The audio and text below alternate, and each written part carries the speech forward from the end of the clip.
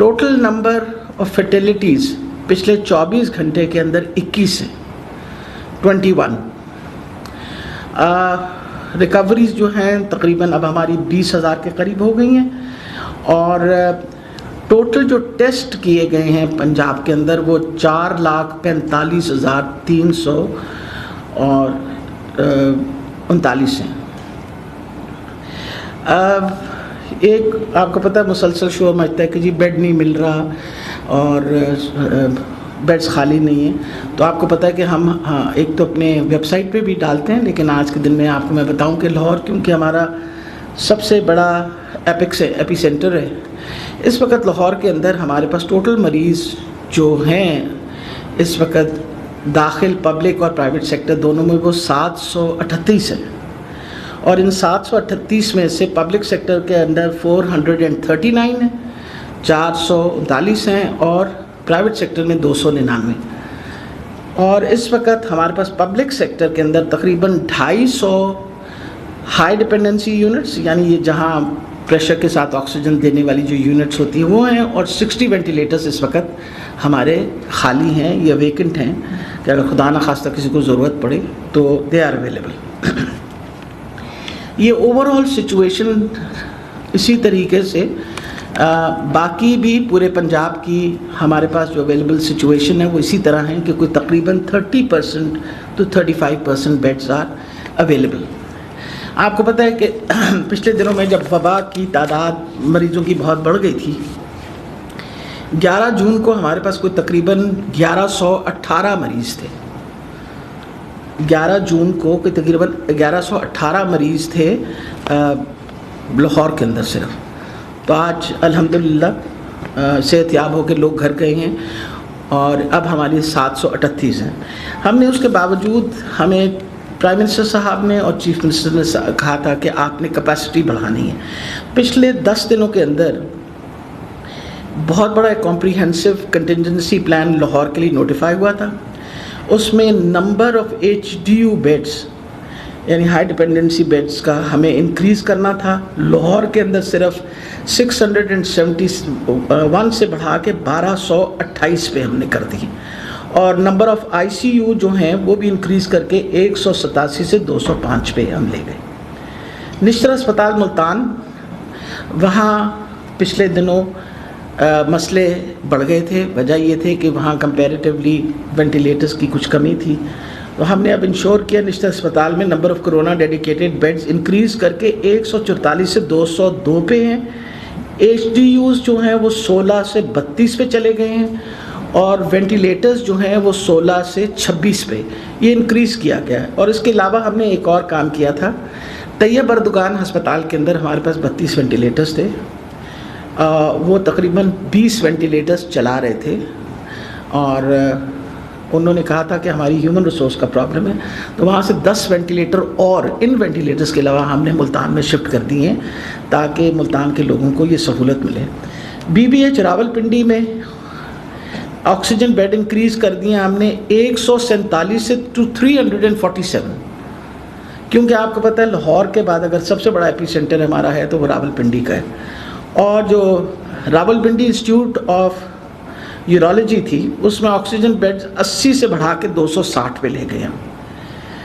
Overall number of ventilators Punjab में other than Lahore have been increase from 214 to 268, और HDUs जो हैं वो 471 से बढ़ा के 707 तक ले गए। होली फैमिली हॉस्पिटल रावलपिंडी में ऑक्सीजन बेड्स जो हैं वो 44 से बढ़ा के 64 पे ले गए। इसके अलावा 66 static ventilators provided by NDMA have been provided to Mayo hospital Lahore, Nishtar अस्पताल Multan, Rawalpindi institute of urology Rawalpindi, social security hospital और PKLI।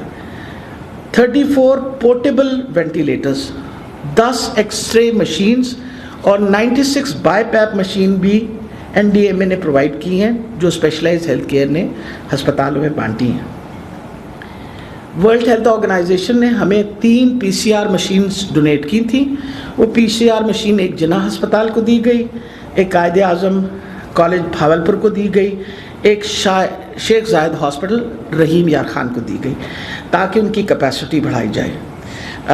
Primary secondary health care वाले, आपको पता है कि बहुत मेहनत की है इन्होंने पिछले दिनों। They have increase the number of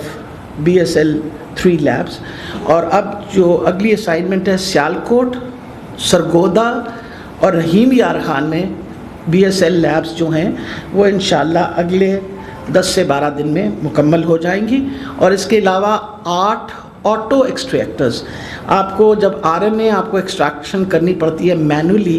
तो कैपेसिटी टेस्टों की इतनी ज़्यादा नहीं होती, तो अब टेस्टों की कैपेसिटी बढ़ाने के लिए ये किया है कि 8 ऑटो एक्सट्रैक्टर्स भी ले लिए, जो जब अटैच होंगे तो हम इंशाल्लाह अपनी कैपेसिटी 1500 से लेकर 1600 टेस्ट पर डे से बढ़ा देंगे। ये ओवरऑल जो हम इस वक्त कोविड-19 के सिलसिले के अंदर जो सहूलतें इस वक्त आवाम को दे रहे हैं, जिसमें टेस्टों की भी सहूलत है, रोज़मर्रा जैसे आपको बताया है कि अगर रोज़ाना के हम तकरीबन 10,000 से 11,000 टेस्ट कर रहे हैं, हर टेस्ट का कीमत को तकरीबन 5,000 लगता ख़र्चा, लेकिन हुकूमत कॉन्टैक्ट ट्रेसिंग जिन लोगों के सस्पेक्टेड हैं उन सब की इस वक्त टेस्ट जो है हुकूमत फ्री ऑफ कॉस्ट कर रही है। जो बहुत अहम चीज़ है, आपको पता है आज से 1 हफ़्ता पहले आपके साथ मेरी एक प्रेस कॉन्फ्रेंस हुई थी जिसके अंदर हमने आपको बताया था कि हमने कुछ एरियाज़ लाहौर के बंद किए। मज़ीद हम एरियाज़ एक्सपैंड कर रहे हैं क्योंकि जो हमारे पास फिगर्स आई पिछले दिनों उसमें कुछ इलाकों में हालात बेहतर हुए और कुछ इलाकों में हालात जो है वो ख़राब हुए,